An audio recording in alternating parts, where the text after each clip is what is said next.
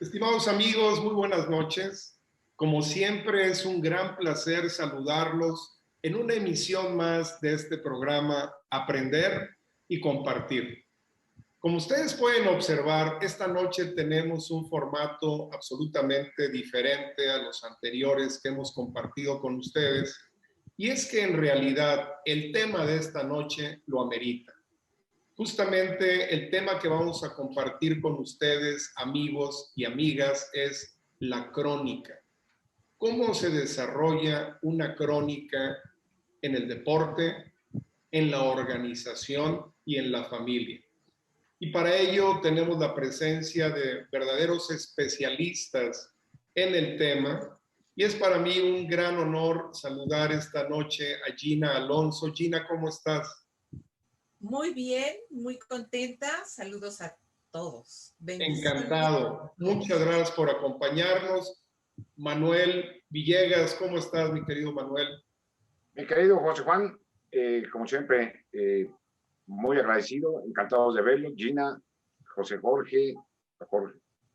Pues, no me queda más que agradecer su presencia, saludarlos y ya estaremos comentando en este breve lapso.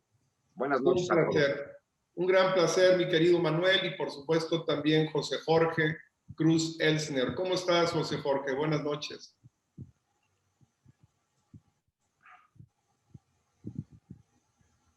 Parece que perdimos brevemente a José Jorge, pero aquí estamos. Gracias, Chuck, gracias a la orden.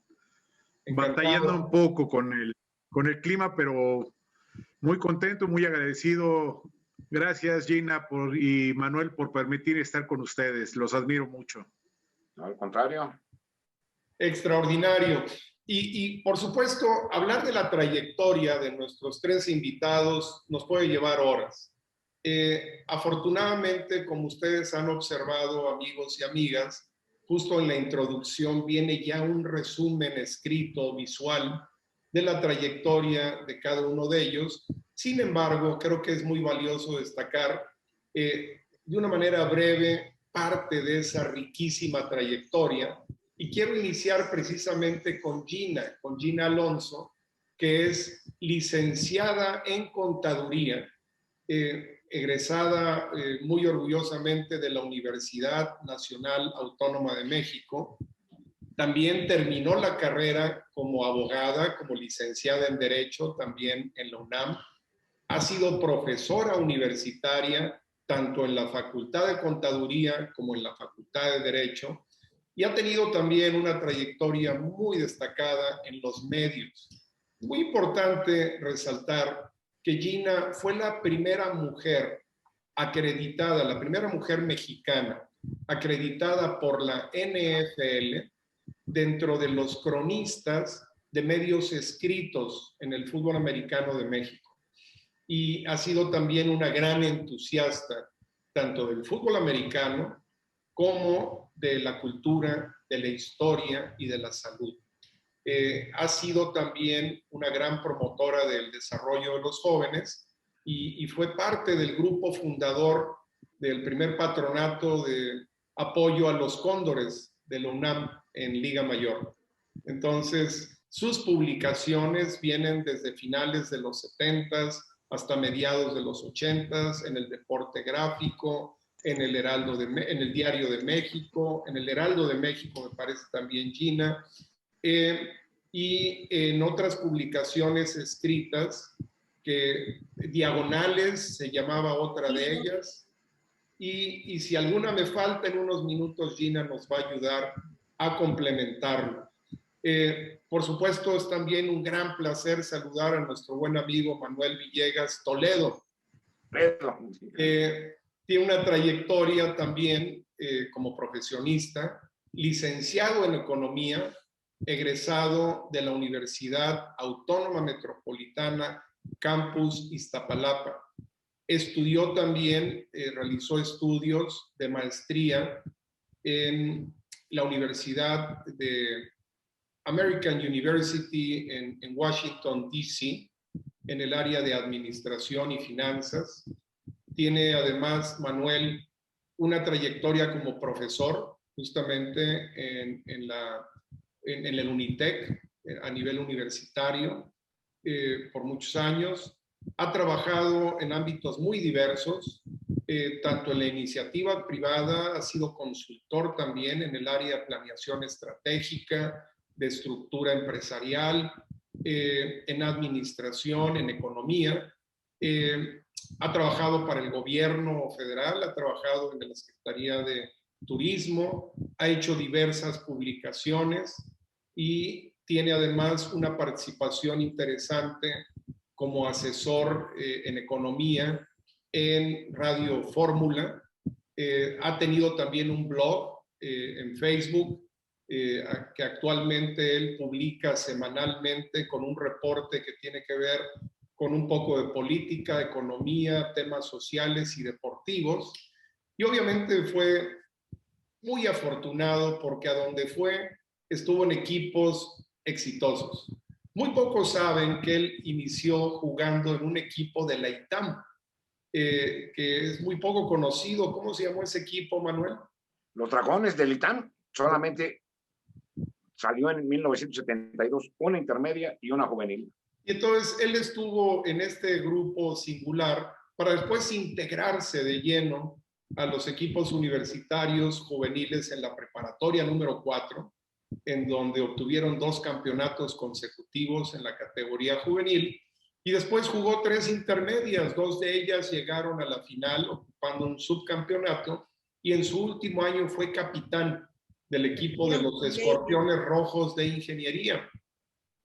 Posteriormente participa 3 años con los Cóndores del UNAM, justamente en el primer tricampeonato que obtuvieron los Cóndores. Ha sido coach también, tanto en Destroyers como justamente en la Prepa 4 y también con una juvenil en Pumitas Oro, en donde lograron un campeonato también como coordinador ofensivo o defensivo. Defensivo. Entonces, Luisito García. Toda una trayectoria brillante, intensa, alrededor de equipos muy tradicionales y exitosos. Y bueno, José Jorge, pues creo que tiene una trayectoria por todo el país, pero esencialmente inicia con los Huskies y luego da el paso en el equipo de la Huilpillas y los Zorros de la Boca 3-5, para después jugar en los Frailes del Tepeyac, y luego tiene una prueba en Liga Mayor con los Cóndores y con las Águilas Blancas, pero realmente tiene 39 años como coach en grupos diversos, con muchos campeonatos.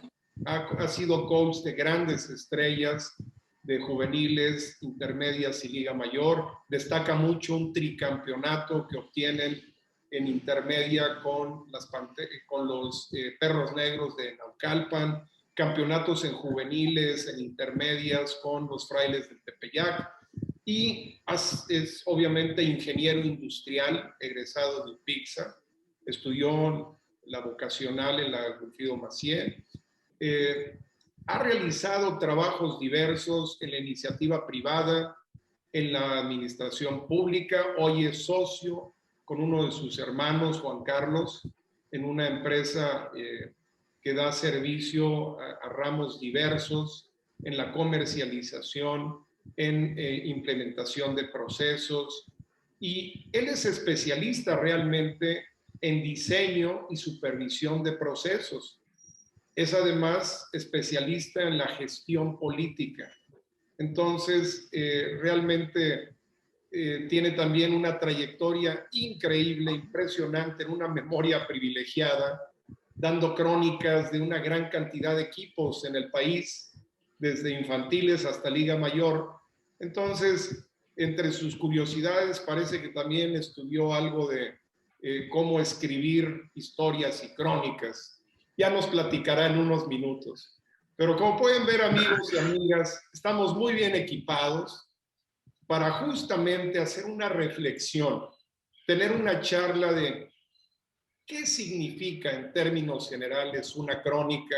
Y a mí me gustaría proponer pues un concepto básico de que la crónica tiene que ver con un relato del tiempo, a través del tiempo, de cómo surgen los hechos, cómo se desarrollan y de una manera muy particular, cómo se narran, cómo hay una historia, a diferencia de solamente hablar de datos o estadísticas, el cronista le da a la historia un toque personal y tiene el compromiso y tiene la responsabilidad de apegarse a la veracidad, de apegarse a un relato que corresponda a cómo surgieron las cosas, pero con la gran oportunidad de darle un toque personal.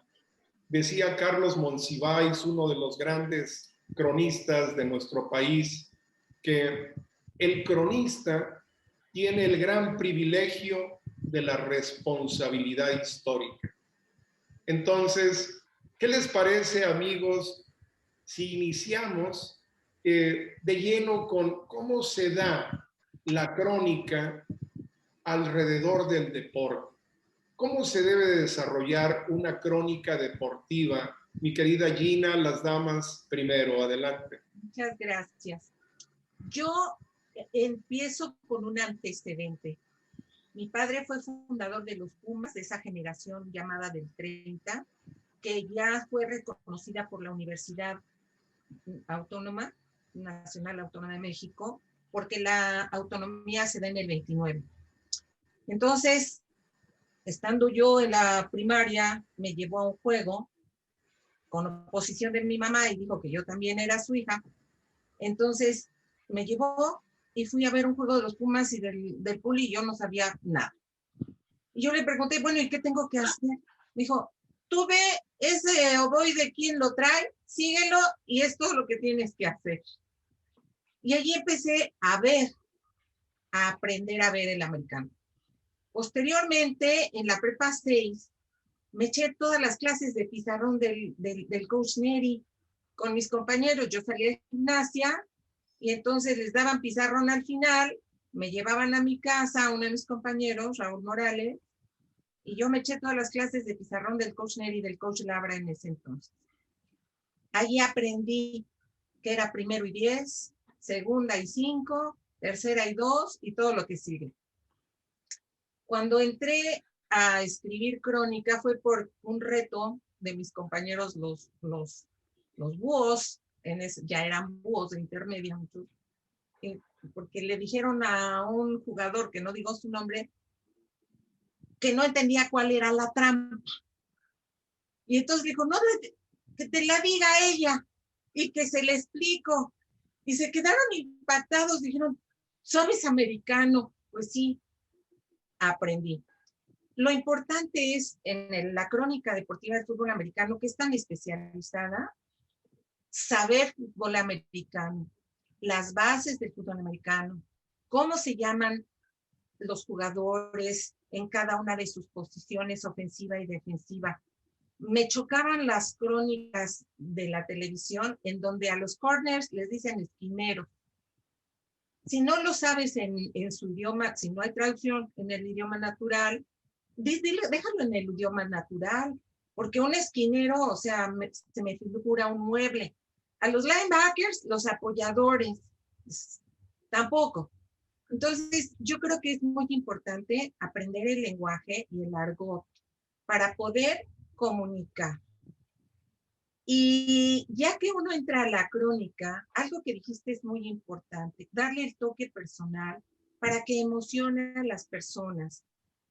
Ese toque, la va desarrollando uno, pero alguien me enseñó, el inolvidable don Mario Villamar, que creo que todos lo recordamos, todos nos acordamos de él, y me tocó además vivir con él y con el señor Estañol, cosas maravillosas. Entonces, hay que darle un toque para que la gente se emocione. No es lo mismo decir en un juego que el 99 ala abierta de Cóndores en una final corrió, estiró los brazos, se aventó por el ovoide y hizo touchdown, a decir, y en ese momento el Piolín Rico se quedó solo en el estadio. Era él levantando sus brazos al cielo, pidiéndole a Dios tener el ovoide que le cayera en el pecho y anotar el gane de ese. Esa es la gran diferencia. Extraordinario. Y yo creo que aquí, qué bueno que nos llevas gráficamente, justamente, Gina, a ese toque personal, pero como tú mencionas, tiene que estar ligado con la esencia, con el conocimiento de causa, con la naturaleza de aquello que el cronista va a describir.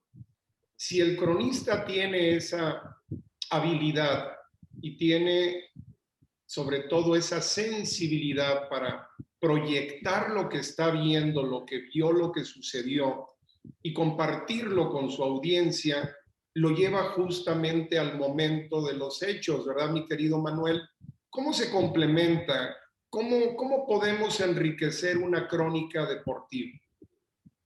Mira, creo que has dado con el mero punto, ¿no?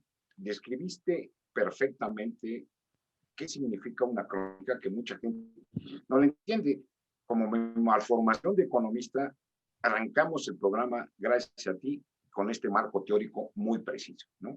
A partir de ahí son hechos veraces, reales, relatos que uno observa y que sean medibles, pero lo importante, y como lo dice Gina, es el estilo. Este estilo que jala, ¿no? Que al leer el primer renglón ya te jaló. Si no leíste 2 renglones, y es como el libro del Capital de Carlos Marx, ¿no? Lees los 2 primeros renglones y no le entiendes. Los lees 20 veces y no le entiendes y vas muy bien, porque nadie le entiende, ¿no? El cronista tiene esta función de jalar, de relatar, para hacerlo vivo, divertido, hasta llevarte hasta las lágrimas también, ¿no? Es lo importante del cronista. Sensacional. Y yo creo que algo que mencionas, Manuel, creo que es muy poderoso. El que el cronista tenga pasión, que el cronista verdaderamente disfrute, fluya en la historia misma sin contaminarla. ¿Cómo logra un cronista deportivo, mi querido José Jorge, transitar a través de los hechos con su elemento de ficción, pero apegado, como mencionaba Manuel, a atraer a ese público y enamorar y cultivar a aquellos que busquen su crónica? Mira, primero hay que entender lo que es la crónica. La crónica es un género narrativo doble, en parte literario y en parte periodístico. ¿Eso qué indica?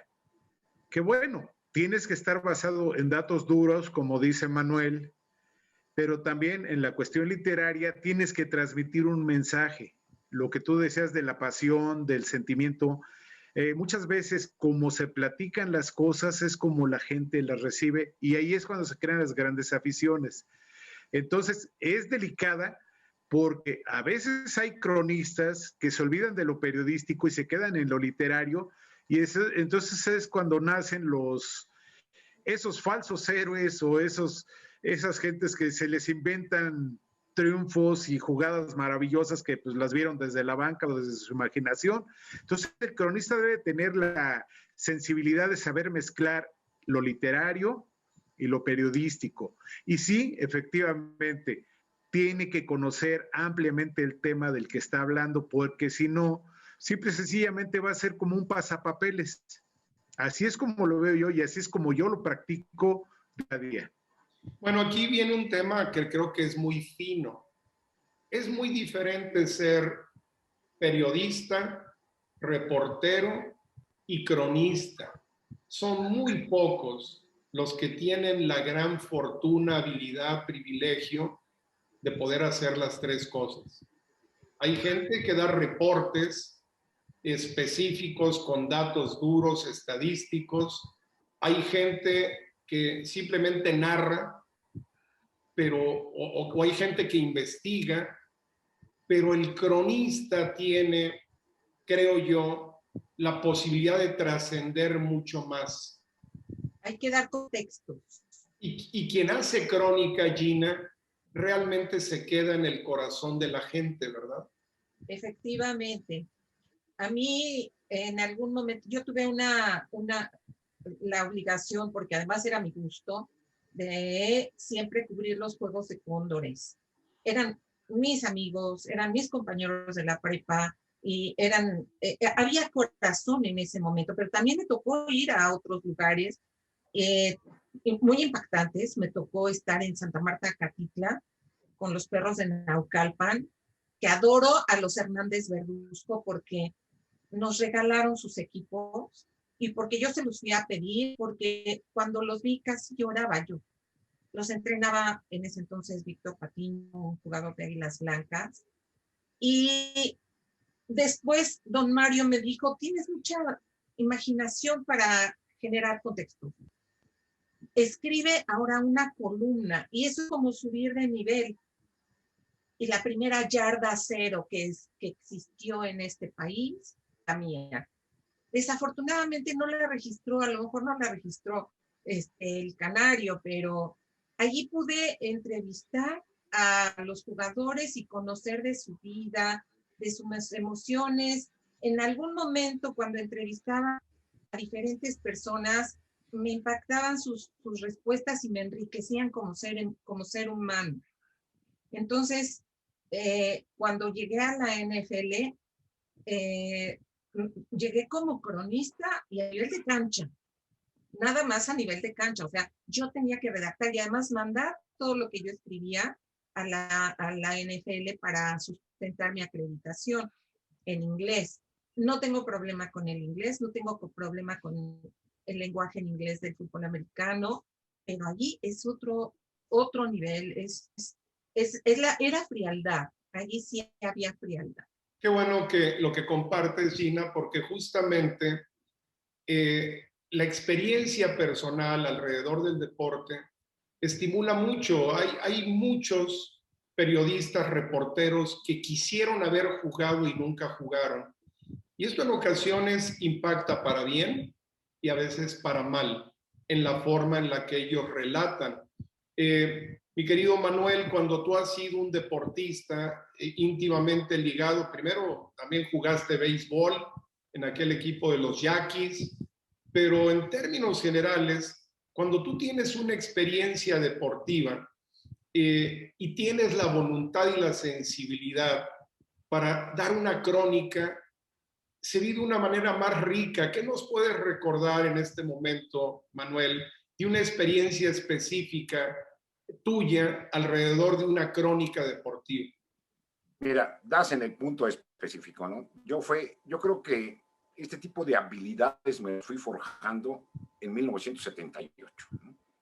Iniciamos con mi muchacho Enrique Mueble Muñoz, que venía de Gamos, ¿no? Ahora un gran cronista, me costó educarlo, pero ahí lo tenemos ahorita en Radio Fórmula. Hacíamos una gran pareja en entrevistas, narramos juegos, entrenamientos. Me tocó narrar un dual meet de Cóndores Cheyennes Atlético, muy interesante, el primer experimento con el coach Alex de Cheyennes y el coach Diego en una competencia atlética de equipados, muy buena, me tocó narrarlo. Otra parte fundamental fue con Omar Cardona, el gran Chito Cardona, creamos el Noticóndor, ¿no? Poníamos en mi casa, comprábamos el Alarma, el Deporte Gráfico, varios periódicos donde salían fotografías de personajes del equipo, de coaches, y notas también donde íbamos, a mano, nos ayudaba mi hermano Felipe, que todavía estaba allá por las juveniles intermedias, y fuimos creando el Noticóndor, que lo fuimos pegando en el vestidor donde nos entregaban la utilería, y causaban impacto estas notas, ¿no? Luego ya en el año de 1980, cuando remodelan nuestro vestidor, que quedó fabuloso, había un pizarrón de corcho que todos los lunes aparecía este Noticóndor, ¿no? Ahora Omar Cardona hace unos memes excelentes, sigue con esta afición del periodismo, pero los hace electrónicamente, incluso con movimiento, con película, ¿no? A partir de ahí me fue impactando todo este tipo de y fui cayendo también en lo profesional, a también hacer crónicas con recortitos y todos, tanto en Nacional Financiera, como también escribía en las revistas, en las finotas, que era, por ejemplo, qué pasaba en el banco en el mes, ¿no? También escribí en esa revista. En Manobras escribí en la parte de la revista Obras, ¿no? Ya temas muy especializados. sea, sí, tengo 2 libros técnicos, pero siempre me llamó la atención esto, ¿no? Cuando llego a HICSA, conozco a Mario Ávila, mi gran líder, que él tenía los noticieros que ahora tiene Enrique Muñoz los sábados y domingos, y me invita a participar con temas de infraestructura, que fue todo un programa que con unos compañeros fuimos creando, el programa de asociaciones público-privadas, para grandes proyectos de infraestructura que tuvieran una fuente de pago, que no fueran una carga para el gobierno federal, ¿no? Entonces, todo esto fue creando esta afición a la redacción, pero me encanta también participar del modo oral, ¿no? Y Sí. sí, adelante, adelante, José Juan. Justamente vamos a entrar en un momento al tema organizacional, en donde tú empiezas ya a darnos una descripción. Solo me gustaría regresar un momento con José Jorge a que nos dé un testimonio de cómo inicia él a hacer estas crónicas deportivas y nos conectamos nuevamente para el tema organizacional. ¿Qué te parece, mi querido Manuel? Me parece perfecto. Ya nada más digo, para rematar, últimamente eran, en aquel tiempo me acaba de pasar ahorita, reconecté con Úrsulo Juárez, el gran cardiólogo, ¿no? Por un problema personal con mi hija de coronavirus, que por cierto nos ha ayudado a mucha gente en los Cóndores, el doctor Úrsulo, ¿no? Y me dice, no te ubico muy bien. Digo, no, pues que acá, eras el de los comerciales, ¿no? Digo, sí, ¿cómo no? Dije, como no, aquellos comerciales por su dorada transparencia y su blanquísima espuma, caguama es carta blanca. Entonces, ¿cómo nos vamos recordando? Dice, cuando uno tiene esta recordación en el público, que es fundamental para el cronista, ¿no? Entonces, eso me revivió, independientemente de revivir una gran amistad que nunca se perdió con el querido Úrsulo, pero esto refuerza como cronista que cuando dices, voy bien, ¿no? Ahí voy bien, ¿no? Por supuesto, muy buenas anécdotas, justamente alrededor de algo que a ustedes les apasiona y que disfrutan y transmiten con tal transparencia. Mi querido José Jorge, ¿qué nos puedes decir? ¿Qué inspiró el que tú decidieras hacer crónicas?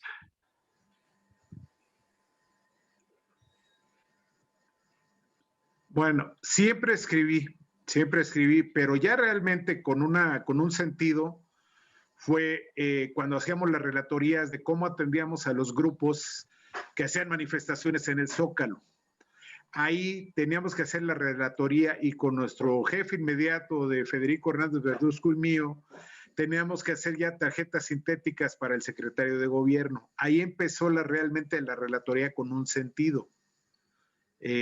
Por otro lado, pues, saludo a Claudio Pérez, Héctor Toski, al Peito Hinojosa, que fuimos jugadores en los reclusorios en Santa Marta, y nos llevó Pepe Guzmán Vera y nos entrenaban Víctor y José Luis Patiño, a los cuales les mando un saludo.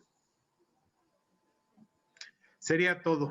Perfecto. ¿Qué tal si entramos ahora saltando una valla como solamente el FEPO lo puede hacer y entramos al lado organizacional, Gina, en una empresa, en una organización?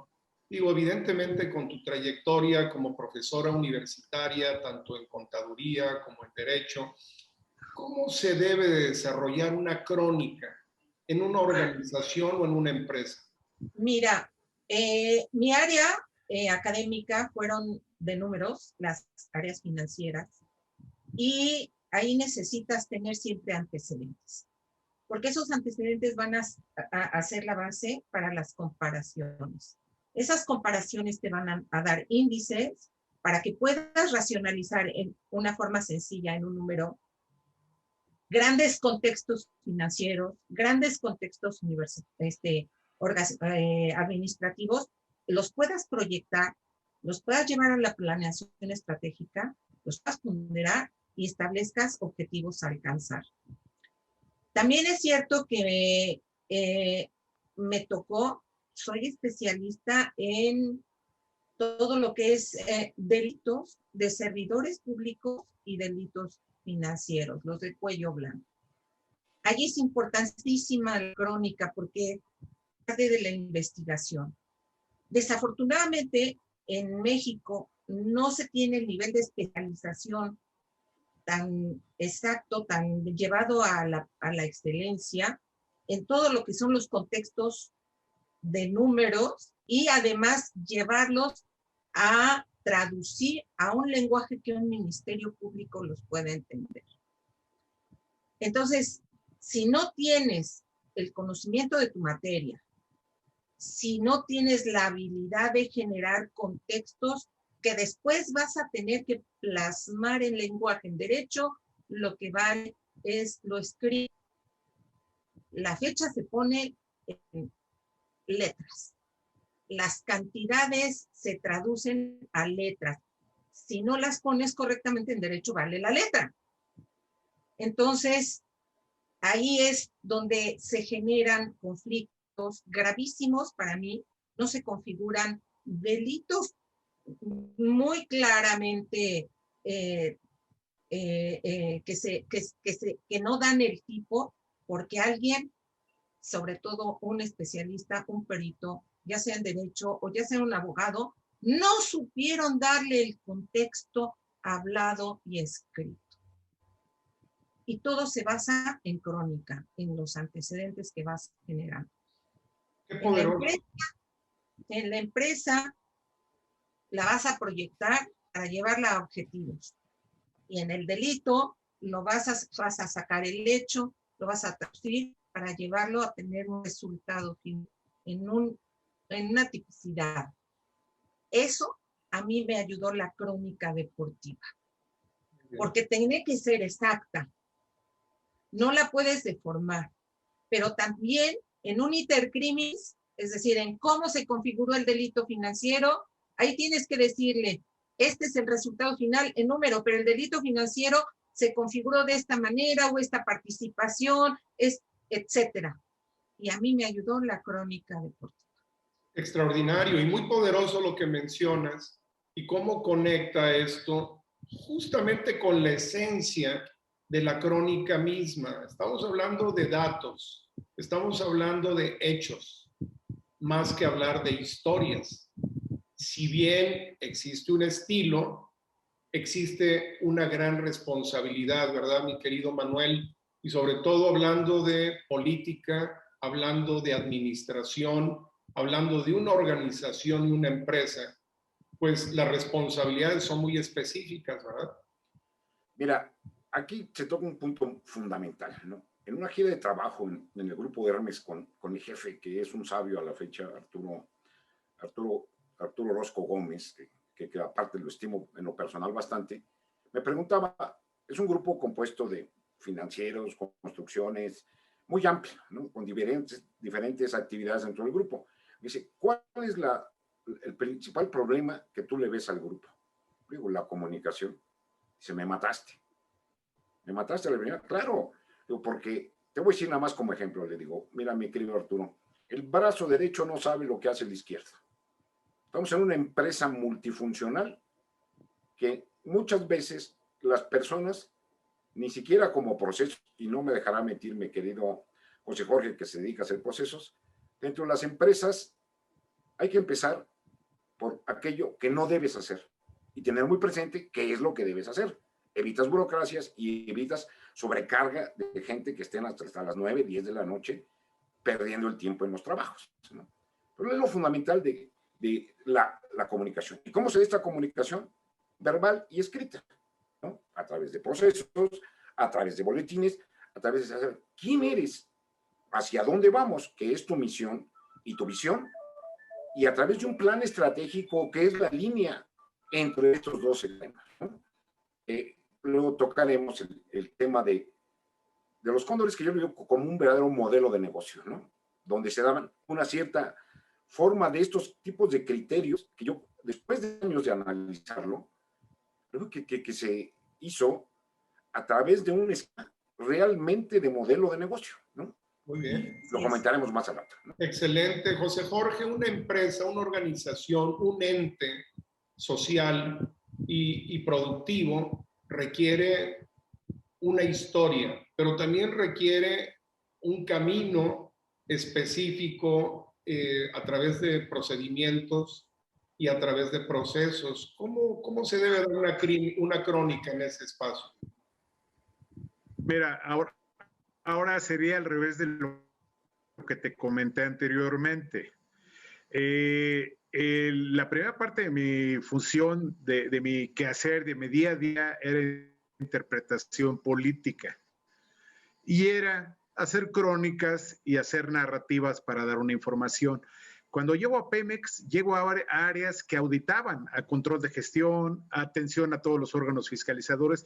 Entonces ahí eran datos duros, eran números, y a mí fue la persona que me nombraron para interpretarlos y para hacer una crónica con esos datos duros.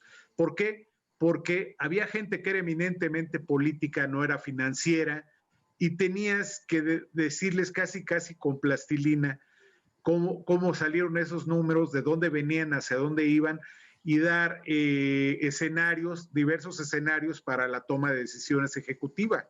Entonces, si ves, es nada más aplicar las competencias que cada uno tiene en el proceso que cada uno le toca estar inmerso. Muchas veces, la gran mayoría, y mis dos compañeros lo podrán atestiguar, los procesos ya están, pero si uno sabe moverse entre los procesos, y la crónica ayuda mucho a la interpretación de datos duros. Eso te lo digo por experiencia, Michak. Excelente, y eso nos conecta, Gina, con un punto sensible, definitivamente lleno de emociones, lleno de pasajes imborrables que muchas veces tenemos que traer y retraer y recrear, que es la crónica familiar. Evidentemente, cuando hablamos de crónica en tu familia, observo claramente cómo hay una pasión. ¿Qué nos puedes decir de una crónica familiar? ¿Cómo se desarrolla? Los primeros cronistas que yo conocí fueron mis padres y mis abuelos. Cada quien en su experiencia, platicaban su experiencia de vida, y eso te conecta con las raíces, con el ser, porque en ese momento te vas identificando con algo o con alguien. Cuando mi mamá me decía, es que te pareces a tu papá, bendito sea Dios, mamá, qué bueno que no me parezco al vecino. Es encontrarle el fundamento para de ahí partir, porque empiezas a aprender a conocerte. Y cuando te dicen que te pareces a tu papá, porque yo fui mi hermano jugó también en los Búfalos de Economía, fueron los primeros campeones de los Búfalos de Economía, el hermano que sigue de mí. Sin embargo, a mí la pasión de mi padre fue transmitida, porque mi papá, por encima de todo, él era Puma. Más allá que fue la All American en su colegio militar de béisbol, él decía, yo soy Puma. Y entonces empiezas a identificar el ser. Empiezas a decir, yo soy. Desafortunadamente, en la actualidad, los seres humanos, los chicos, sobre todo, se miden por el yo tengo, no por el yo soy. Y cuando ya vas encontrando esas piezas que encajan en tu mapa mental de lo que tú eres, del yo soy, en ese momento agradeces infinitamente el origen que tienes, que se dio a través de la crónica que en forma hablada te transmitieron, en mi caso, mis abuelos, que vivieron una revolución de verdad, una guerra de verdad. Mi padre, que fue un militar, reserva del ejército americano hasta el último día de su vida, por eso tuvo siempre doble ciudadanía, y que siempre se sintió también muy orgulloso de sus dos patrias. Encontraba resonancia de lo mejor en los dos lugares. Era universal. Entonces, es muy importante transmitirlo después. Ahorita mi nieto está comiéndose las uñas porque él tiene clases, pero él es bailarín, él escogió la otra parte de la familia, ser artista. a pesar de tener grandes cualidades físico-atléticas, porque le faltan 2 cintas para ser negra de karate. Él escogió ser artista. Cuando fue la primera vez al Condor Bowl y vio que la gente me saludaba y se conocía, se maravilló, era un niñito. Y en el último que fuimos, se quería sacar fotos con todos y no conocía a nadie. Claro. Él me decía, abuelita, ¿me sacas una foto? Y él es fulano, él es sultano, él es mengano. Y así va a encontrar su historia y va a poder proyectar su futuro. Por supuesto, y creo que mencionas un elemento que es muy valioso, la identidad. Y justamente conecta con lo que mencionabas, Manuel, la comunicación. Y mencionabas también en el capítulo empresarial, Manuel, qué somos y hacia dónde vamos en el tema de la planeación estratégica. En el ámbito familiar, Manuel, esta construcción de una crónica familiar requiere ese compromiso para comunicar, ¿verdad? Mira, afortunadamente lo que mencionaba Margarita, estoy muy de acuerdo, que antes la traducción era oral, ¿no? Y lo íbamos traduciendo de generación en generación. Nos iban contando las historias de mi papá eran fabulosas, unas anécdotas impresionantes, una familia pues, que les encantaba la plática, la reunión familiar, y nos enterábamos de muchas historias.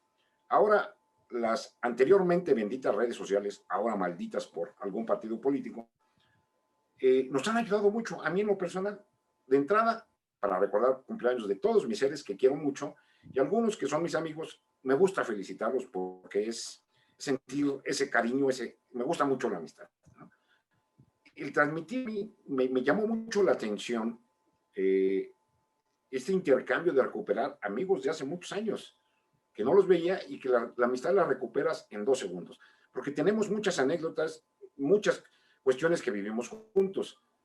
Y a partir de ahí que yo empecé a dar mi comentario semanal de infraestructura con Mario Ávila en Radio Fórmula, fui también escribiendo mi columna. Luego se fue transformando esta columna en algo, un comentario semanal, incluyendo diversos temas que me iban sugiriendo la gente, entre ellos mi hermano Felipe, que es muy metiche, dice, oye, ¿por qué no le pones esto? ¿Os interesa este tema? Y claro, pues uno escribe también para el mercado que quiere que lo lean a uno, ¿no? Entonces, se ha convertido, la verdad, todas las redes sociales en este punto, cuando se usan responsablemente, pero cuando hay velocidad en la información, no insultos, ¿no? Eso es lo importante, ¿no? Es comunicando oralmente, como lo estamos haciendo magníficamente en este programa dirigido por ti, y la parte escrita, ¿no? Yo creo que lo que mencionas, Manuel, es muy importante. ¿Cómo transmitir veracidad dentro de la familia? Muchas veces las familias crecen alrededor de secretos. Muchas veces las familias viven ocultando situaciones. Y el tener la sensibilidad, la responsabilidad, pero también el compromiso para comunicar la historia familiar y la historia del entorno es muy trascendente, ¿verdad, José Jorge? Mira, yo apoyo lo que dice, más bien estoy muy de acuerdo en lo que comenta Manuel y Gina, y decir Margarita. Y yo te lo voy a platicar y te lo voy a comentar al revés en eso de los secretos familiares. Existen en todas las familias secretos, pero en todas las familias existe un cronista. En todas las familias te dicen, ve y pregúntale al tío, pregúntale al abuelo, pregúntale para que te aclaren las cosas. Sí. No hay de otra, no hay de otra. Y parte de esa situación, yo tuve 2 personas, una tía que ahorita tendría 130 años, ellos eran de Zacatlán, Puebla, entonces ella me dijo todos los parientes que tenía para arriba y para abajo y para los lados, con con el único objetivo de que yo no me fuera a casar con algún pariente, que eso es muy común en los pueblos.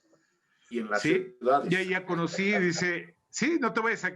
Y esta es tu prima, y este es... Entonces, ahí me enteré, pero me enteré de los datos duros. Y mi abuelita Leonor, la mamá de mi mamá, era una excelente conversadora, una persona que hablaba 4 idiomas, una persona que había tenido fueron dueños de García Crespo en algún momento. Entonces tenía una cultura muy amplia, tenía un manejo de personas tenía una sensibilidad de una mano izquierda, pero era maravillosa contando aventuras y contando anécdotas, y a mí me adoptó de los 3 a los 6 años, yo me la pasé diario con ella, creo que tengo mucho de ella. Esas crónicas familiares ahora, mis hermanos, ayer fue cumpleaños de mi sobrino Octavio, le hicieron aquí una comida en casa de mamá, mis hermanos dicen, pregúntale a tu tío Jorge que te cuente la historia de la familia, que te haga esa crónica de la familia para que no se pierda, ese de boca en boca, pero también esa solemnidad y ese interés que tienen los de tu sangre por saber sus orígenes. Y si tú, aparte de que das los datos duros, le metes un poco el aspecto literario, pues así son como son las anécdotas familiares. Que después, pues tuvimos algún tío que alguna vez noqueó a Cassius Clay y pues lo platicas tan sabroso que se lo creen, o finalmente lo fue a ver ahí pelear con Parnassus y nada más, pero es algo muy de la familia, algo muy personal. La crónica empieza con las historias familiares. Y después, obviamente yo te lo dije una vez, la familia es la base de la sociedad. Y hay algo aquí muy importante, porque amigos y amigas, estamos en presencia de 3 personas que además son personajes y que tienen muchas cosas diversas, pero 2 o 3 claramente en común. Son apasionados de la historia, de la cultura, son apasionados de también las leyendas, pero de una manera muy específica. Son muy responsables con la manera en la que ellos están comprometidos a transmitir lo que normalmente ellos comparten. Entonces, dentro de esta diversidad hay un punto en común inevitable: el fútbol americano. Platícanos, Gina, ¿cuál fue tu primera historia de fútbol americano, la primer crónica en la que tú sentiste, aquí estoy, esta soy yo, aquí estoy realmente dando esta narración, dando esta crónica de algo que yo considero que es parte de mí? Fíjate que no me sucedió en México, me sucedió en Estados Unidos en un Super Bowl. Yo tenía ya la acreditación y pedí de favor que si no me dieran un lugar en donde toda la prensa, porque además me consentía, eran gentes muy, muy educadas, muy lindas, que yo quería vivir el estadio. Y me tocó el Super Bowl de los Acereros contra Los Ángeles Rams. Entonces, me dieron un lugar privilegiado en el estadio ahí en Los Ángeles. Efectivamente, llegué tarde. Yo pensé que iba a encontrar mi asiento ocupado y mi sorpresa fue el orden. Todo, desde la entrada hasta el asiento, mi asiento estaba desocupado y me tocó una persona que así como te veo aquí tu anillo y luego se los ve a los demás, pues yo le veía aquí un anillo de Super Bowl. Yo no sabía ni con quién estaba sentado. Y era Lendoso, de los Cleveland Browns que fueron campeones. Me quedé sorprendida. Me quedé emocionada de que me hubieran dado esa deferencia de sentarme junto a un pro de ese tamaño, ¿no? Y además, un ser humano bello, hermoso, que se la pasó comprando hot dogs para toda la fila y refrescos para toda la fila. Y que cuando empezamos a intercambiar comunicación y se dio cuenta, y le dije que yo era mexicano, me conocía. Le dije, sí, sí es cierto. Me dijo, no es posible. ¿Y además le entiendes? Y sí, también le entiendo. Entonces, esa fue una crónica en especial que cuando yo la transmitía en forma escrita, todo me lo sancionaba don Mario Villamar, en paz descanse. Él fue mi maestro, mi coach, mi gurú en la crónica deportiva de fútbol americano. Y la emoción que yo sentía en ese momento no era por el juego, porque además soy acerera y nunca lo voy a negar. Entonces, era por todo lo que se conjugó para que me sentaran junto a un pro que era Len Dawson. Sí, y ese 1980, enero de 1980, los Rams y los Steelers, después de ver ese juego, es que yo recibí la invitación para empezar a jugar fútbol americano. Lo tengo muy presente. Ese es el año de la Terrible Towel. Y creo que Len Dawson, Gina, creo que jugó también en Kansas City, creo que fue quarterback con Kansas City, pero justamente cuando captas ese momento, cuando dices, esta es mi historia, soy parte de este momento. Así es. El que da la crónica, el que la transmite, lo transmite de una manera que inspira a los demás a querer estar en ese momento, ¿verdad, Manuel Villegas? ¿Cuál fue tu primer crónica o una crónica deportiva en la que tú hayas estado involucrado que más te haya emocionado? Pues mira, lo comentaba ese rato, fue este dual meet deportivo de carreras y pesas, ¿no? De atletismo. Y ahí te interrumpo porque también estuve presente, yo estaba en ese equipo, sí. Participé en ese dual meet contra Cheyennes, que fue en 1981 en el estadio universitario. Adelante. Mira, ahí a todos nos hizo pruebas el coach Diego para la participación atlética, ¿no? Entonces iba yo subiendo por el campo de béisbol camino al estadio de prácticas en aquel tiempo, ahora Tapatio Méndez, y el coach Diego me dice, 2 noticias, le digo, pues la que quieras, mi coach, pues no vas a participar. Yo dije, qué bueno, porque no tengo el nivel de lo que se necesita porque vamos a ganar, ¿no? Dice, pero la buena es que nos vas a narrar. Dije, bueno, pues vamos, pusieron una escalerita de esas de jueces junto a la pista, un micrófono, y no sé cuánto iba a durar el evento, ¿no? Pues el evento se fue casi a 3 horas, donde yo no paré de hablar 1 minuto, ¿no? Entonces, la mejor prueba siempre es el público. En aquel tiempo, Carlos el Pollo Cardona, hermano de Omar Cardona, me dice, oye, estuve en la tribuna con mi papá. Sí, mi papá no, dice que nada más iba a ir a ver por si competía Omar un rato el evento y que se quedó, dice, por el imbécil que dijo tanta babosada en el micrófono. Estaba vuelto de risa Don Omar. Ahí me hice gran amigo de Don Omar, me lo presentaron, un tipazo, como un segundo padre, ¿no? Y además, dices, llegó ese mensaje, mucha gente me felicitó, hubo apodos, ahí nació el apodo del Torito de Zumpango, por ejemplo, ¿no? Que todavía me reclama el buen Bonfil hasta la fecha. O sea, son de esos eventos muy, muy memorables, ¿no? Que se te quedan mucho en la memoria. Dices, el mensaje está llegando, ¿no? Como dice McDougall, el medio es el mensaje, ¿no? Y eso es lo que gusta, como lo que tú dices, voy en el camino, ¿no? Recuerdo yo esos momentos, hacías mancuerna con Enrique el Mueble Muñoz, a quien le mandamos un afectuoso abrazo, y decían ustedes, y en 620, la música... 1260 de Capital.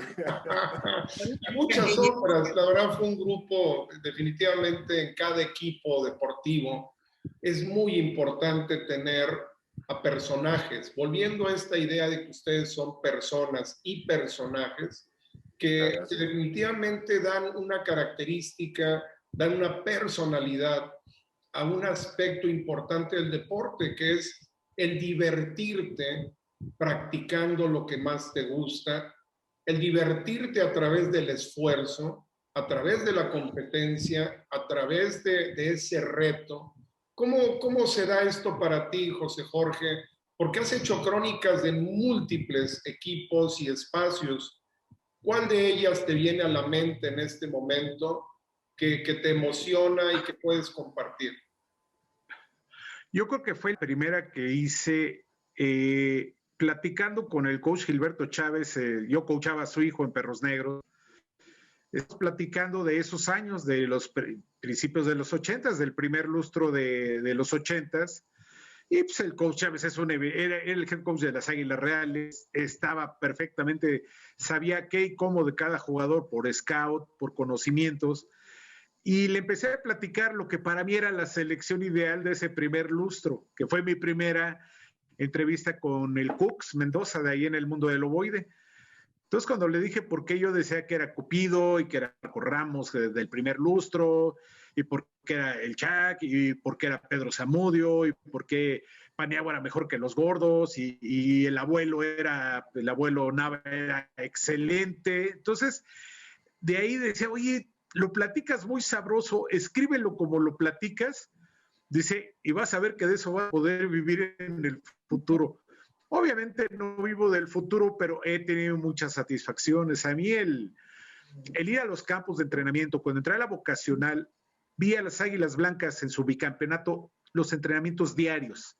O sea, salí yo de la vocacional y me iba al campo de Águilas Blancas a verlos entrenar. Entonces, ver gritar a Cupido, que gritaba como pro, ver a Estrebel salir una hora antes a él solito a fildear patadas cuando ya era el superestrella.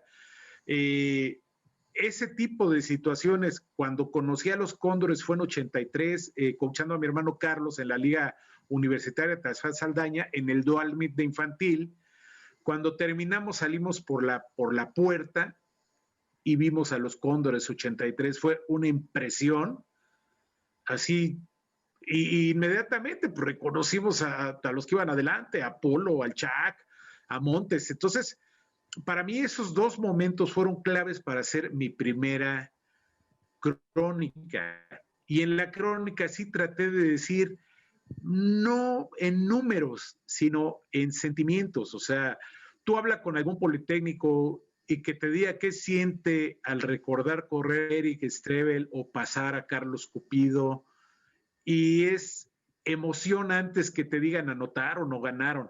Ve a un universitario, yo veo a Ragel, a mí me admira mucho ese amor que tiene por los Cóndores, cómo se expresa. Eric Estrebel, somos hermanos. Sí, ya me lo platicó Eric, platiqué con él en la semana, cómo platica de los Goñi, cómo platica del balón, cómo platica del abuelo, del Pompi Saro Ficachi, ese tipo de jugadores, lo que representan. Y yo veo a Manuel Villegas, que bueno, él estuvo con ellos, él es parte de ellos, él es parte de la historia. Sí, nadie puede decir lo que vivió en una novatada, en un viaje, en un campeonato, la sensación después de Gassers y de tener ahí a Toño Rojí quedar campeón, yo creo que es algo envidiable. Entonces, ese es el origen de las crónicas deportivas que yo hago. Y sí, mucho tiene que ver el ser lo más justo y lo más legal, porque también me ha tocado ver gente que ni siquiera estaba o ni siquiera pisaba el campo y de repente ya son la gente que son los salones de la fama o que son aquellos que cambiaron el mundo, pues no sé en qué mundo, porque en el que yo vi, y me precio de tener buena memoria, pues nada más veían a otros magníficos que no eran tan mediáticos, como alguna vez lo comenté con el Chac.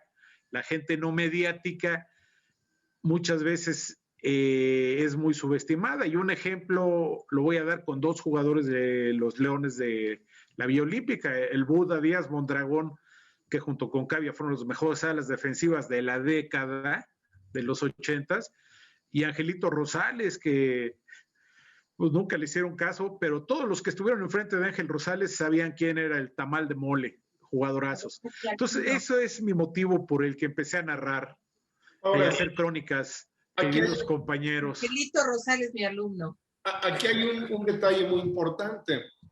Evidentemente, todo aquel que comunica está expuesto a la crítica y el que habla se compromete. Entonces, evidentemente ustedes disfrutan de este espacio y viven con la responsabilidad de este espacio. A mí me gustaría saber en cada uno de ustedes quiénes son sus modelos de cronista, tanto en el deporte como en la vida en general. Si ustedes pudieran decir, yo modelé mi trayectoria como cronista en tal o cual persona. ¿A quién les gustaría mencionar hoy, Gina? Yo encontré un estilo, pero quien me ayudó a encontrarlo fue don Mario Villamar. A él, en paz descanse, le agradezco toda su amor, su comprensión, sobre todo porque yo era una niña. Cuando yo empecé a escribir fue por un volado, que dijeron, es que ella sí sabe que es una trampa, y a que no escribes, a que sí escribo. Entonces, me llevaron mis compañeros de voz, enfrente del Canario, me dijeron, ella quiere escribir fútbol americano. Ni siquiera sabía, ellos me llevaron así, de repente yo me quedé así de a cuatro, ella sí sabe que es una trampa. Y yo era una niña, yo estaba terminando la carrera, yo terminé la carrera de 21 años. Entonces, don Mario fue para mí un modelo de hombre, por educado, por respetuoso, etc. Pero comprendí mi responsabilidad porque a mí los filósofos griegos me fascinan. Y Platón fue el que escribió a Sócrates, porque Sócrates nunca escribió nada. Toda la ética socrática es narrada por Platón. En ese momento comprendes que la fuerza de la palabra, el logos hace al universo. El universo se hizo a través de la palabra. La palabra es vibración, la palabra es frecuencia, la palabra construye y la palabra también puede destruir. Y tienes que ser responsable con tus palabras. Voy a entrar a un aspecto espiritual. Se dice en la Torá, porque yo soy judía conversa, que tu vida está escrita en las palabras de la Biblia. Ahí está codificada tu vida. Tú sabes cómo utilizas tus palabras. Si las agotas antes, aceleras el proceso de tu muerte. Y si las sabes explotar sabiamente, será reverberancia en el cielo porque habrás creado mundos paralelos.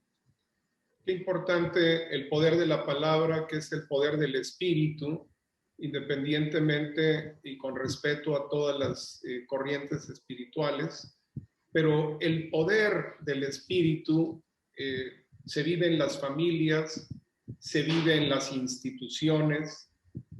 Justamente el lema de la Universidad Nacional Autónoma de México es por mi raza hablará el espíritu. Entonces, mi querido Manuel, hablando de este espíritu de la crónica, ¿quién te viene a la mente? ¿Quién consideras que fue una guía o a quién admiras tú como un cronista? Mira, cronistas que jalan, ¿no? El concepto de jalar público, de tanto escrito como oral, ¿no? Oralmente, yo admiro a Ángel Fernández, un cronista de lo más maravilloso, de que él traía un juego arriba y abajo estaban casi durmiéndose, ¿no? Y el público estaba fascinado, que era la mayoría en radio o en televisión. Y una gente que yo admiré mucho, incluso me gané su apodo por imitarlo tanto en los Cóndores, fue a don Pedrito Todor, ¿no? De la sopita caliente.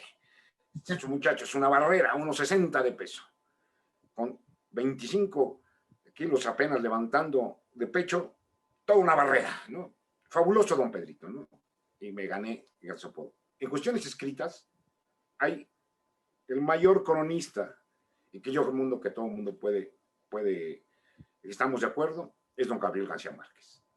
Que él además lo dice en uno de sus últimos libros, ¿no? La vida no es como la recuerdas, sino como la escribes, ¿no? Qué magia y qué profundidad. Y además, leer a don Gabriel es un deleite, que son unos tomos grandísimos, ¿no? Pero que se te van muy rápido, sí, porque además hace una descripción hasta del color de las cortinas de cada cuarto donde habita, ¿no? Son mis ídolos, ¿no? Extraordinario, la verdad, sin duda, grandes personajes, gente que ha dejado toda una escuela. ¿Qué opinas, mi querido José Jorge? ¿Qué nos puedes compartir acerca de tu modelo de cronista? Bueno, mira, mi mamá cuando estaba en Pemex tuvo la suerte de trabajar en la subdirección técnica, que ahora es la Dirección Corporativa de Administración. Su jefe era Rodolfo Echeverría, el hijo, el sobrino de Luis. Y él le dejó a mamá de trabajo. En esa época, pues no era como ahora que grababas, recortabas, ¿no? Ella tenía que microfilmar a todos los periodistas, a todos los columnistas políticos que le interesaban a don Rodolfo Echeverría. Y yo le ayudaba. Yo iba a Pemex, ella me sacó un pase para aprender Open Access, un curso de informática para ejecutivos, y yo iba ahí de metiche, y yo me ponía con mamá a ver recortes. Esa habilidad de hacer recortes, de analizar más allá de la síntesis, Federico Hernández Verduzco, hacíamos la chava porque el secretario de gobierno no creía en la síntesis, siempre decía, en los periódicos hay más información de la que parece ser, tienen que aprender a leerla. Por eso yo digo que los mensajes son bien importantes, o sea, el transmitir un mensaje, a veces viene en 2 o en 3 líneas, a veces viene escondido, Manuel lo sabrá. Yo, deportivamente, y aunque se enoje Gina, a mí Fernando Borroso me fascinaba, porque el partido podría estar pésimo, pero pésimo, y tenía una cultura tan vasta que hablaba de astronomía, hablaba de procesos económicos, y en un partido muy aburrido de los Cardenales de San Luis, el fatídico pateador, tenía hasta su apodo. Estuvo muy entretenido la plática que hicimos que hizo Fernando Borroso. Obviamente Ángel Fernández era un cuate que te hacía soñar, que nada más con oírlo evocabas cualquier cosa. Ellos dos a mí me gustaban mucho, y el Mago Septién, que decían que era el mentiroso más grande de todos los tiempos, pero platicaba tan sabroso que todo el mundo le creía. Ahora, yo de los que vi y que veía un programa que a muchos se les hacía muy aburridos, a toda la gente de mi generación eran chavos de 16, 17 años, yo veía La Hora de Ricardo Garibay. Y Ricardo Garibay también era tan claro en sus conceptos, tan atinado, pero lo mejor que tenía era que te explicaba las cosas que hasta la escoba que estaba en la esquina le entendía. Entonces, esos son la gente que yo vi. Cronistas hay demasiados y hay escuelas. Digo, se fue muy atrás Gina y fue un poco más tangible fue lo que hizo Manuel, ¿no? Con Gabriel García Márquez, ¿no? Que todo el mundo nos hemos aventado esos mamotretos de 1,5 kilos que, aunque sea por ósmosis dormido, no los aprendemos. Ahora, aquí viene algo muy interesante, porque pues, el gusto se da en géneros, ¿verdad? Y evidentemente, como lo mencionaba, cada uno de ustedes tiene orientaciones diversas y posturas diversas, pero están unidos por un compromiso y por una historia personal. La verdad es que, con todo respeto, ustedes tres tienen esa característica del apego a la historia misma, y normalmente hacen sus comentarios o escriben sus crónicas con absoluta responsabilidad, y además sabiendo que hay cosas que se pueden escapar a su control o que en ocasiones cometemos errores. Y yo creo que parte del aprendizaje es justamente el reconocimiento, la aceptación. Y un cronista, para verdaderamente impactar y trascender, debe de ser imperfecto. Y creo que ustedes, conscientes de estos riesgos, se han atrevido a hacer ejercicios públicos que en ocasiones genera controversia y que en ocasiones genera gustos y disgustos. ¿Cuál es la postura de cada uno de ustedes acerca de este ejercicio y de esta responsabilidad de la crónica, Gina? La libertad con responsabilidad. Todo mundo tenemos diferentes posturas en la vida, pero tu libertad siempre debe de asumirse con la responsabilidad de que va a impactar a terceros. Cuando uno da clases, le enseñan a uno en la facultad, así fue en mi caso, en el Centro de Perfeccionamiento Académico, que todo lo que nosotros íbamos a decir iba a repercutir y a reverberar, no solamente en los alumnos, sino en las familias de los alumnos y quién sabe hasta cuántas generaciones. Entonces, dependiendo del nivel de madurez del grupo, tú tienes que utilizar diferentes herramientas para enseñar. Hay una herramienta que es el estímulo negativo y se utiliza con el nivel de alumnos de menos responsabilidad. Y como en un grupo los vas midiendo, tienes que ir ubicando, te das cuenta de la madurez de tu grupo y cómo los que tienen responsabilidad tienen mucho más margen de ser rápidos para pensar que los que no la tienen. Y entonces tienes que utilizar el elemento negativo para impulsarlo, picarles el amor propio. Muy bien. Estamos en el momento en que a los mexicanos les tenemos que picar el amor propio para sacar del problema gravísimo que tenemos a nivel político, social y como consecuencia el económico. Muy bien. Desafortunadamente, te tienes que arriesgar.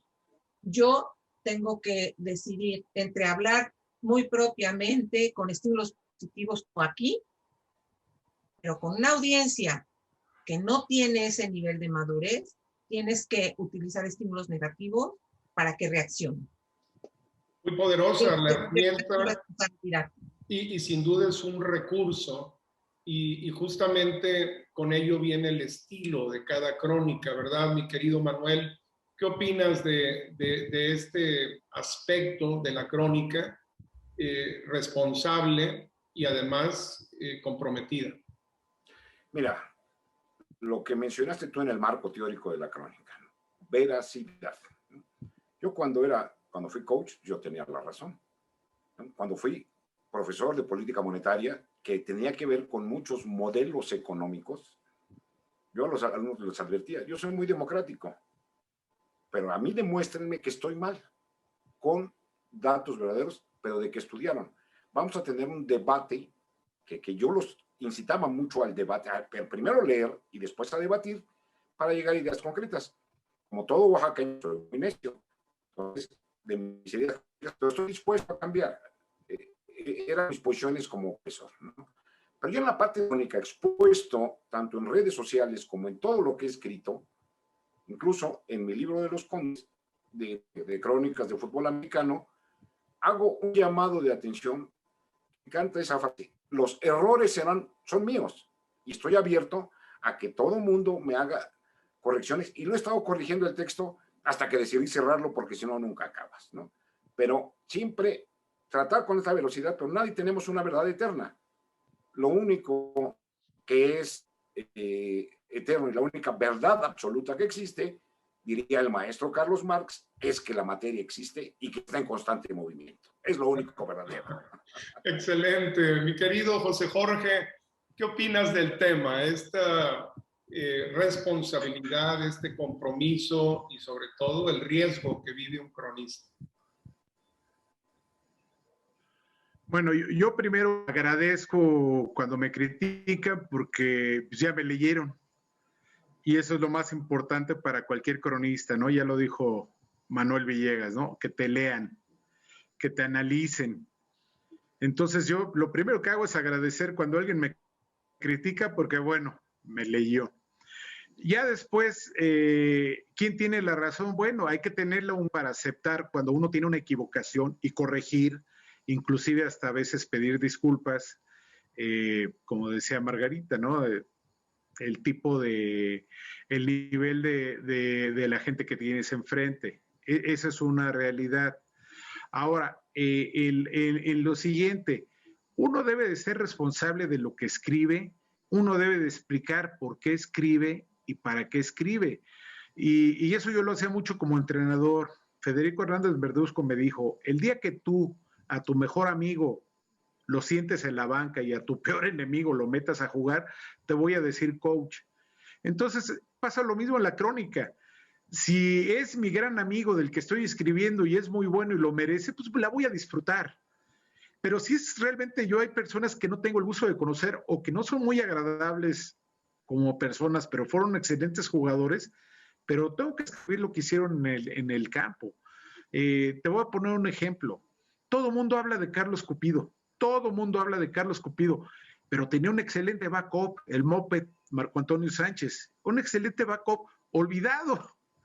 Él ahí tuvo su juego con los Guerreros Aztecas en 82 y todo el mundo lo conoce como el zurdo de las Águilas Blancas. Pero, híjole, ¿de quién escribo más? ¿De Cupido o del Moped? ¿De Strebel o de Cuellar? ¿Sí? ¿Del Chac o de Marco Ramos? Pues no, voy a escribir bien de los que lo hayan hecho bien y no voy a escribir de los que no lo hayan hecho bien y me quito de broncas. Yo así lo veo, es más sencillo. Bueno, yo creo que estamos ágilmente saltando vallas de un espacio a otro. Ya hemos hecho un recorrido por el lado deportivo, organizacional, familiar, social. Y creo que viene el momento de jugar un juego que nuestros amigos y amigas que amablemente nos están viendo y escuchando van a disfrutar mucho. Yo le llamo vivir agradecido. Y como ustedes saben, todos los que hemos vivido alrededor del deporte como atletas, como administradores, como coaches, como parte de un equipo, somos privilegiados.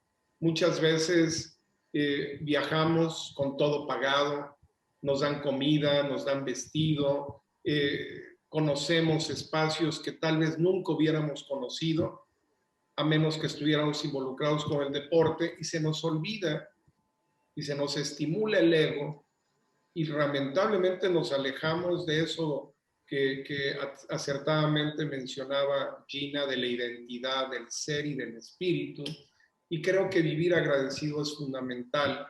Y ahora hay una gran oportunidad para que en 4 downs cada uno de ustedes se equipe y gane yardas y anote, y yo voy a ser el árbitro.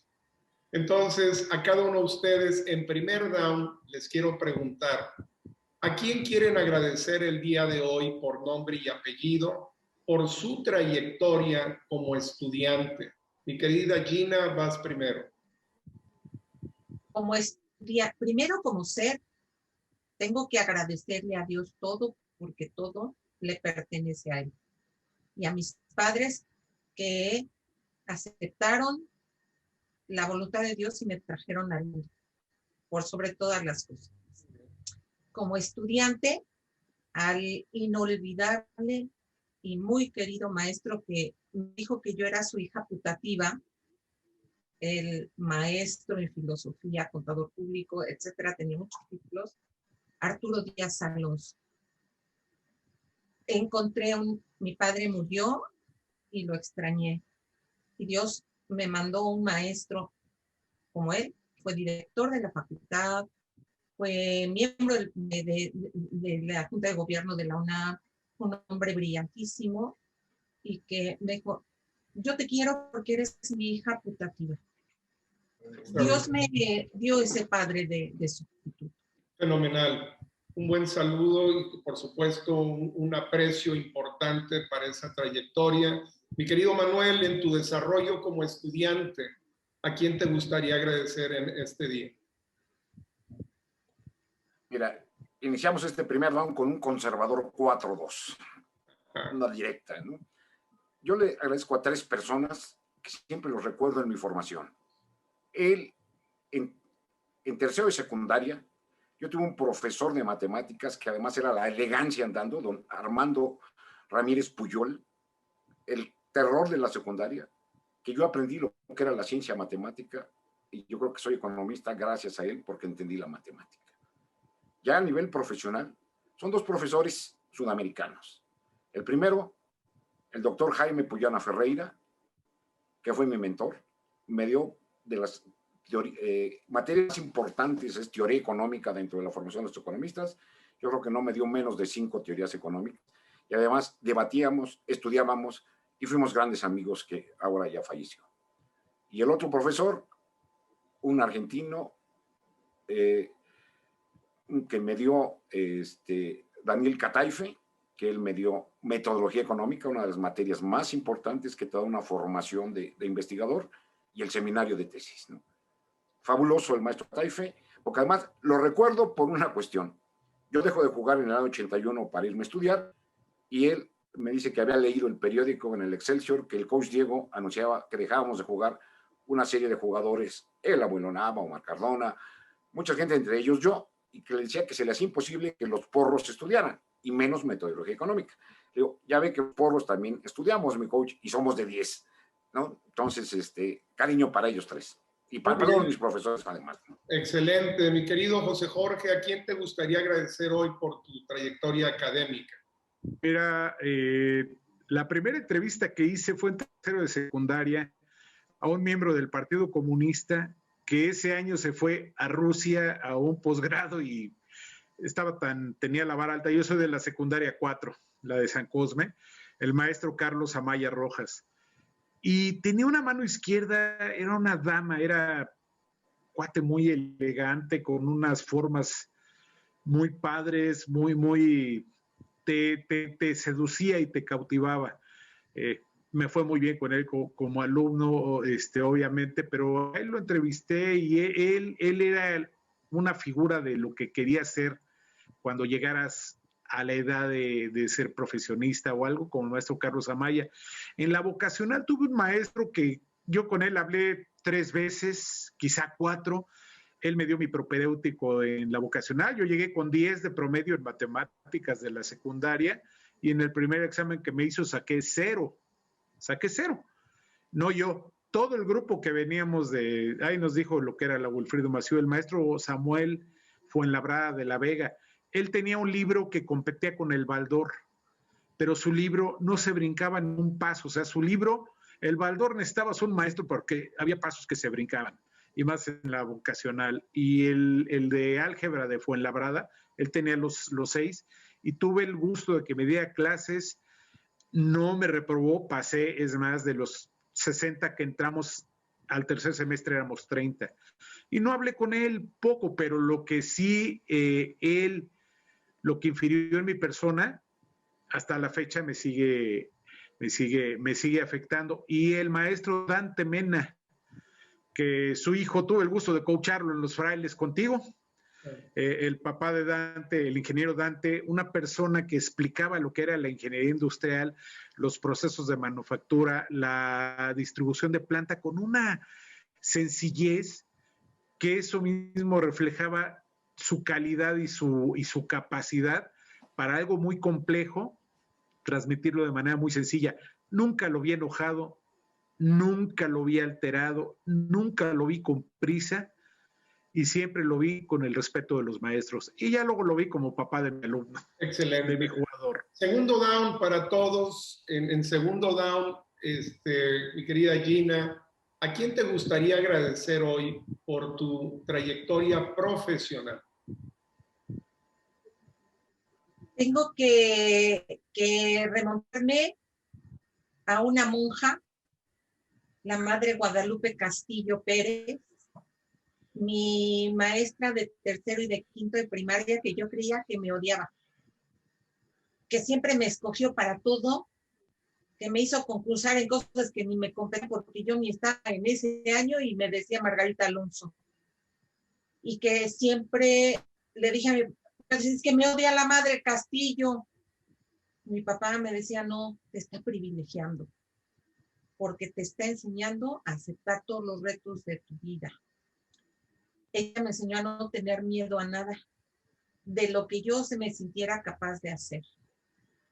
La bendigo, y donde quiera que esté, le digo, Madre Castillo, muchas gracias. Muy poderoso, excelente para la Madre Castillo. Mi querido Manuel, en tu desarrollo como profesionista, ¿a quién te gustaría agradecer esta noche? Mira, yo creo que conservadoramente vamos a jugar una profesional derecha en 1-4 optativa. Yo le agradecería a 2 personas en mi desarrollo profesional. A mi general, Miguel Ángel Godínez Bravo, que en aquel tiempo era jefe de Estado Mayor Presidencial de José López Portillo, que me dio una carta para entrar a una empresa que yo quiero tanto, que se llama Nacional Financiera. Y puede entrar hasta abajo y llegué arriba.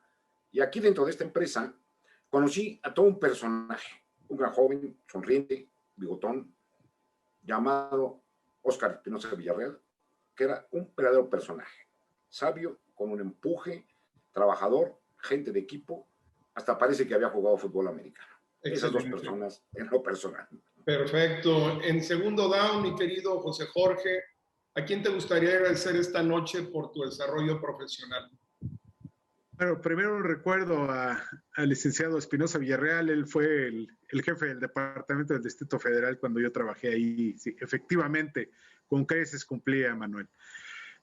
Mira, Federico Hernández Verduzco, él me enseñó a leer entre líneas, él me enseñó a leer periódicos, él me enseñó a redactar, pero más que nada me enseñó a potencializar mi talento.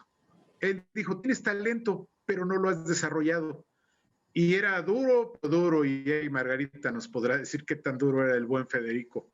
Él, y hay una persona que olvidé la otra vez y que me ha dado unas cátedras porque él empezó en México y ahora trabaja haciendo proyectos aeronavales en la NASA.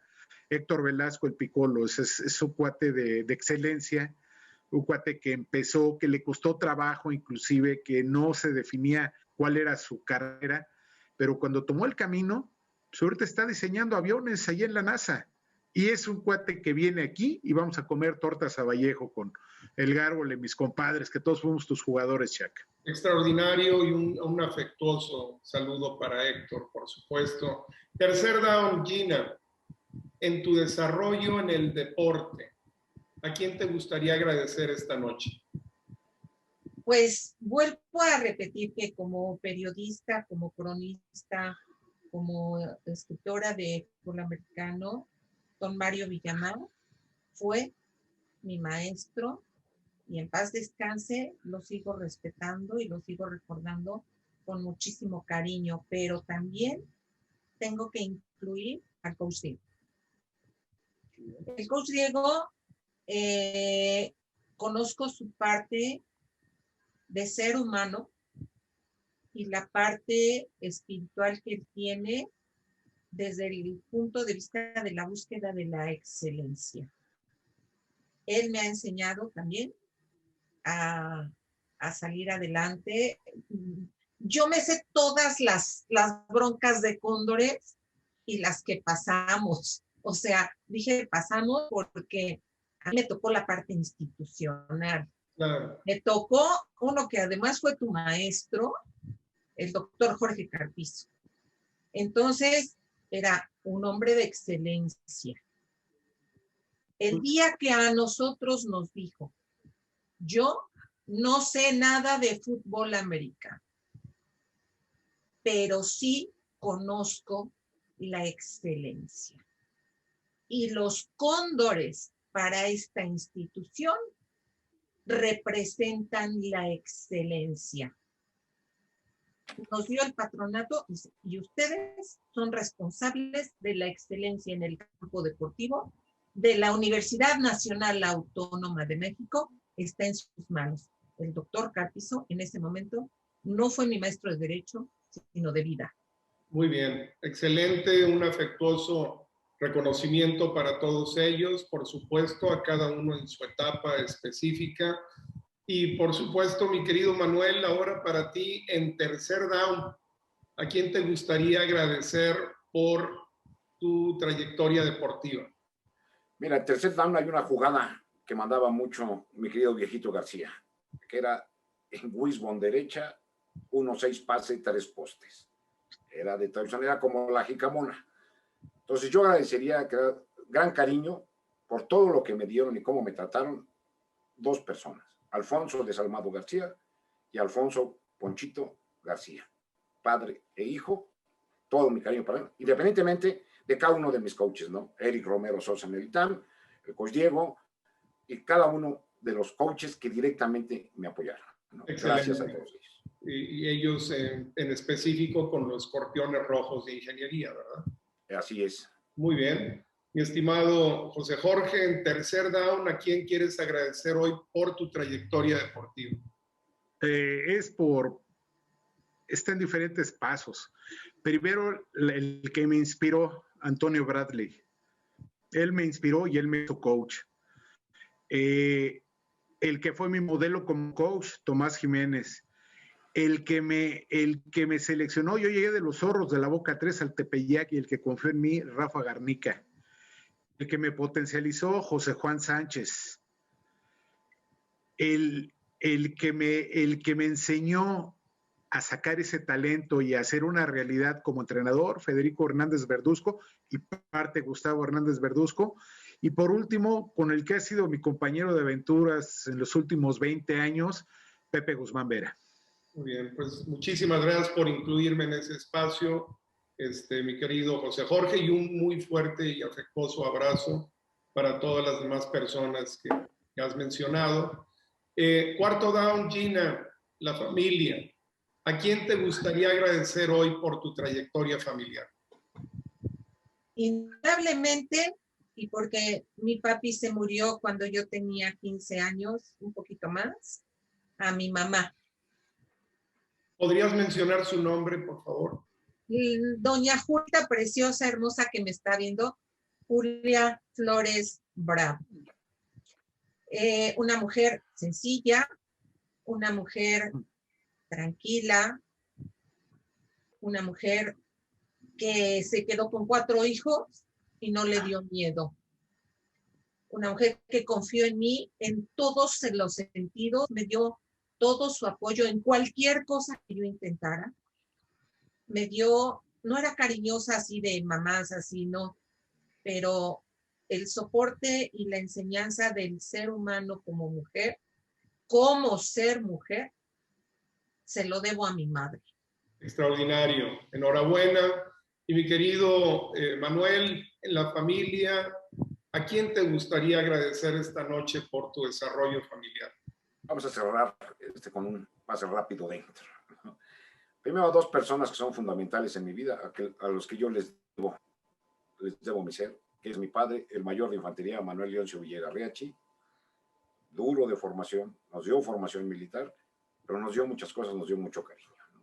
Y a mi madre, doña Rosalba Toledo, que nos dio cariño, formación, también era ruda para la formación, es los que fundamentalmente yo les quiero, independientemente de mi núcleo familiar, que es mi esposa Maribel, mis 3 hijos, Elisa, Paulina y Manuel, y mis 3 nietas, Frida, Paulina, Antonella y Carlota. Excelente. Esos los que yo les agradezco. Todo el equipo está mencionado y creo que todas estas jugadas que mencionaste en cada down las deben tener bien pulidas. Eso sí. Felicidades. Se pule a diario y hay scout los lunes. Mi querido José Jorge, cuarto down en tu familia, en tu trayectoria familiar, ¿a quién quieres agradecer hoy? Primero mi familia celular, mi familia unitaria. A mi papá, Jorge Cruz Cardoso, a mi hermano Raúl, que fue mi compañero de aventuras mucho tiempo y con el cual sigo teniendo unas pláticas profundas y amplísimas. A mis hermanos, que ahora son mis socios, no nada más Carlos, también Pablo es mi socio. Ese grupo, como yo te lo decía la vez pasada, Chuck, tenemos pensamiento colmena en mi familia.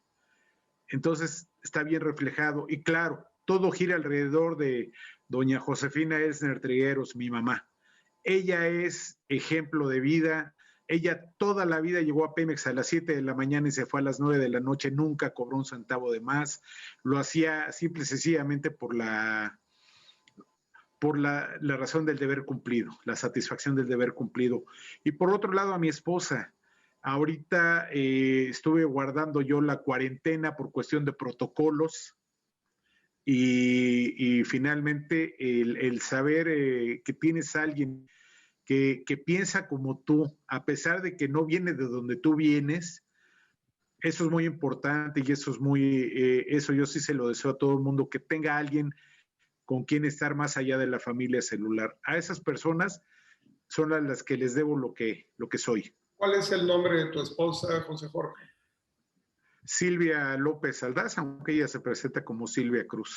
Muy bien, un afectuoso abrazo también. Estamos llegando al final de este programa, amigos y amigas, en donde, como ustedes pueden notar, hay estilos diversos, pasión similar, conocimiento profundo, y creo que es pertinente el que cada uno de nuestros invitados, de una forma ágil, en un minuto, de un cierre, cada uno de ellos, a esta crónica, a esta historia que estamos construyendo en conjunto Mi querida Gina, ¿qué mensaje te gustaría dar en un minuto para los amigos y amigas que amablemente nos están escuchando y viendo?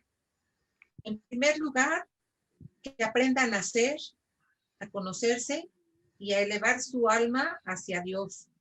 Y que utilicen dos elementos que en algunos lugares va a costar más trabajo que en otros, pero que son los que salvan vidas porque son herramientas generales, que si bien no aprenden humanismo y valores en la escuela o en el entorno familiar en el que se encuentren, sí los van a encontrar en el deporte y en el arte. Cualquier persona se va a sublimar en sus valores humanos, en su conciencia, a través del deporte y del arte. Va a conocer el esfuerzo personal de ser el mejor en el deporte y en el arte. Va a conocer las reglas de la vida para convivir con los seres humanos en el deporte y en el arte. En el deporte porque hay reglas, en el arte porque lo van a observar.